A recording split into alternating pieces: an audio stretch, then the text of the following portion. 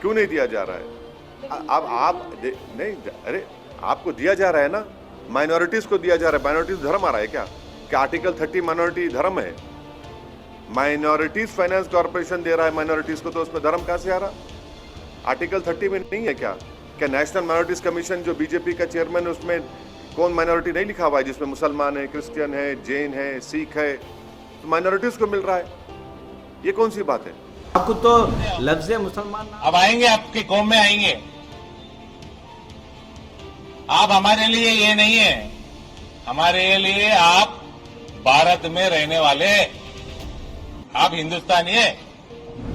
लफ्ज़ मुसलमान नाम आपके बीजेपी को पसंद नहीं है और बार बार जो है आप एमआईएम और टीआरएस बोल के बोल रहे हैं। एमआईएम भी एक हकीकत में एक सेकुलर पार्टी है।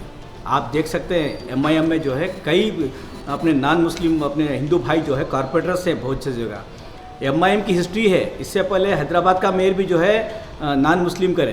तो बोलना ये चाहता हूँ एमआईएम को जो है आप बार बार जो टारगेट कर रहे हैं वो गलत है। टीआरएस और एमआईएम ये देखिए एक इश्यू पे अगर जब आता है तो सपोर्ट करते हैं, लेकिन जब जहाँ तक हो सकता है टीआरएस पार्टी अपने जो सिस्टम है, जो सेकुलरिज्म का जो सिस्टम है उसी पे चलती है। हर तबके को एक मसावी उस पर देखती है। जैसा एससी दलित बंधु है, उसके बाद बीसी बंधु है, उसके बाद जो है माइनॉरिटीज़ के लिए भी जो एक स्कीम शुरू की है, आज तक किसी ने नहीं किया था। पहले तो हम 80% से शुरुआत किए थे, लेकिन केसीआर साहब ने इसको जो है 100% करके जो है खासकर मुसलमान बैंक को नहीं जाना, जो इंटरेस्ट लेके जो है मुसलमान उसको पसंद नहीं करते हैं, इसीलिए केसीआर साहब ने उसको जो है 100% करके एक इमदाद के तौर पे छोटे मोटे कारोबार के लिए हिम्मत अफजाई की है। अगर आपको उसको पसंद नहीं है तो आप मत बोलिए, पहले अपने आप गिरेबान झाँक लीजिए। आपके बीजेपी हिंदुस्तान में आज क्या रवैया इस्तेमाल कर रही है, खासकर माइनॉरिटीज़, चाहे मुसलमान हो चाहे क्रिश्चियनों के लिए हो, जो रवैया आपका इस्तेमाल हो रहा है, खासकर जो है हमको जो दबाया जा रहा है आपके दौरे हुकूमत सेंट्रल के। तो इसीलिए मैं आपको कहना, सबका विकास जब आप बोल रहे हैं तो कहाँ पे है? फिर माइनॉरिटीज़ के लिए आप बताइए क्या करें। तो लिहाजा जो है आप दोबारा अगर बात करने से पहले अगर सोच के बात करेंगे, अगर दोबारा अगर ऐसी लैंग्वेज आप इस्तेमाल करेंगे तो हम इसका जवाब। कितना दे रहा?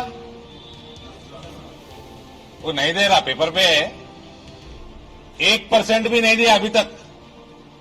और अनाउंस कब करा? हुजूराबाद इलेक्शन के टाइम में अनाउंस करा।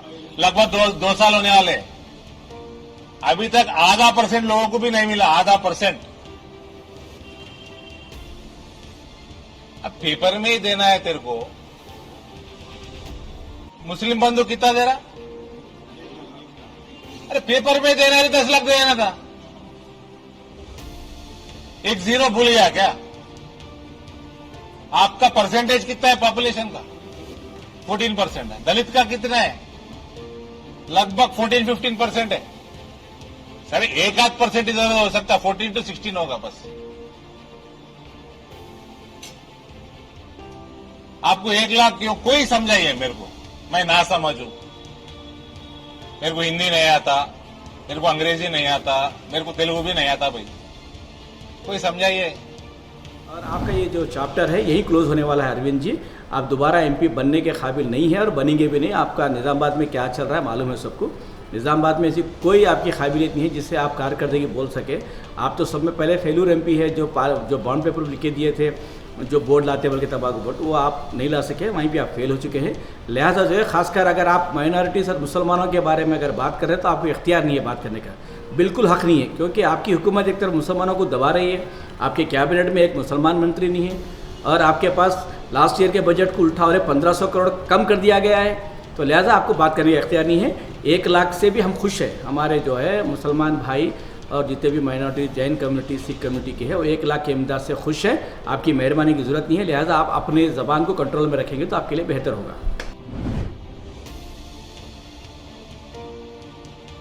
आपको 1 लाख क्यों? दलित को 10 लाख क्यों? मैं ये सही है वो सही है या ये गलत है वो गलत है कुछ नहीं बोल रहा हूं, मैं एक क्वेश्चन पूछ रहा हूं। अगर ये सेक्युलर पार्टी है तो 10 लाख और 1 लाख 9 लाख कहां गए? सेक्युलरिज्म में गए? कहां गए? आप इकोनॉमिकली आगे हैं क्या? हंस रहे आप? पैसे ज्यादा है क्या मुसलमान के पास? एवरेज इनकम दलित से ज्यादा है क्या आप लोगों का? देख लीजिए हमारे चीफ मिनिस्टर साहब हैट्रिक चीफ मिनिस्टर बनने वाले हैं फिर। और ये जो हम जो है हमारे डेवलपमेंट के ऊपर हम वोट मांग रहे हैं, आपकी तरह जो है हिंदू मुसलमान करके हम वोट नहीं मांग रहे हैं। केसीआर साहब के पास अल्हम्दुलिल्लाह हुकूमत चलाने की एक सलाहियत है। हर जो गरीब तबका है, चाहे वो मुसलमान हो, हिंदू भाई हो, जो भी हो, गरीब तबका जो भी है उसको तरक्की की तरफ ले जाने वाले हमारे सीएम साहब हैं। बराबर हम जो है हमारे से जो हम फ्रेंडली पार्टी है, चाहे वो एमआईएम हो कुछ और हो, हम मिलके काम करेंगे। जहाँ तक हो सके जिस जो इश्यूज़ पे जो काम करना है वही काम करते हैं। एमआईएम भी जो है मुसलमानों के इशू के बजाय हिंदू इशूज़ भी जो है एमआईएम प्रपोज करती है, स्कीमात में जो है उनको ज़्यादा देने के लिए प्रपोज करते हैं। लिहाजा जो है कहीं भी ऐसे अख्तिलाफ़ात नहीं है जिससे जो आप क्रिएट कर सके, आप क्रिएट करने की ज़रूरत नहीं है।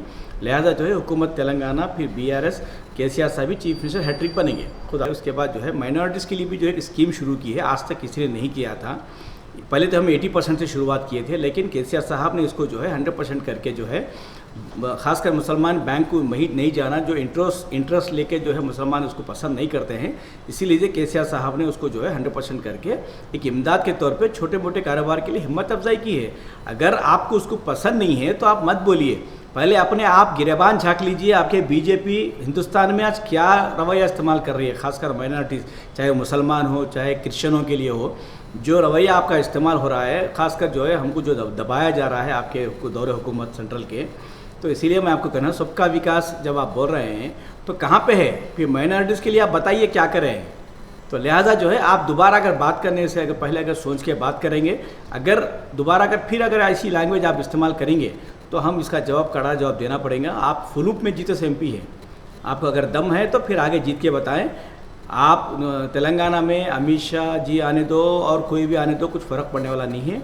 बराबर फिर हमारे बीआरएस पार्टी हमारे केसीआर साहब की सदारत होगी, फिर बराबर हम इंशाअल्लाह हम हुकूमत हमारी होगी। और आने वाले दौर में पार्लियामेंट में भी हम महाराष्ट्र से होंगे, कर्नाटक से होंगे, जितने भी हमारे करीब बॉर्डर्स हैं, इंशाअल्लाह हम एमपीज़ भी हमारे 17 से हट के और भी बढ़ेंगे। आने वाले दौर में जो है सेंट्रल में हमारे केसीआर साहब अहम रोल अदा करेंगे। और आपका ये जो चैप्टर है यही क्लोज़ होने वाला है अरविंद जी। आप दोबारा एमपी बनने के काबिल नहीं है और बनेंगे भी नहीं। आपका निज़ामाबाद में क्या चल रहा है मालूम है सबको। निज़ामाबाद में ऐसी कोई आपकी काबिलियत नहीं है जिससे आप कारकर्दगी बोल सके। आप तो सब में पहले फेल्यूर एमपी है, जो बॉन्ड पेपर लिख के दिए थे, जो बोर्ड लाते बल्कि तबाकू बोर्ड, वो आप नहीं ला सके, वहीं पे आप फेल हो चुके हैं।